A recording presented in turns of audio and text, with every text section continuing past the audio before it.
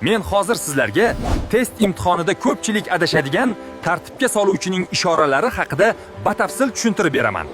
Birinchi holat, agar qo'llarim tushirilgan yoki yon tomonda bo'lsa, chap va o'ng tomondan avtomobillar to'g'ri va o'ngga yurishlari piyoda yo'lni kesib o'tishi mumkin. Orqa va old tomondan kelayotgan har qanday turdagi transport harakatni to'xtatishi shart. O'ng qo'lim oldinga bo'lsa, chap tomondan kelayotgan avtomobillar istalgan yo'nalishda yurishlari mumkin.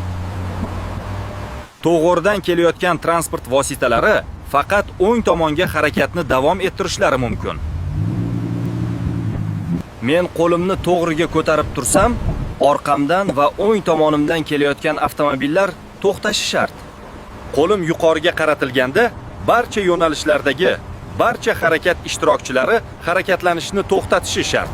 Biroq siz to'xtash chizig'igacha keskin tormozsiz ulgurmasangiz yoki chorrahaga kirgan bo'lsangiz, harakatni davom ettirishingiz mumkin.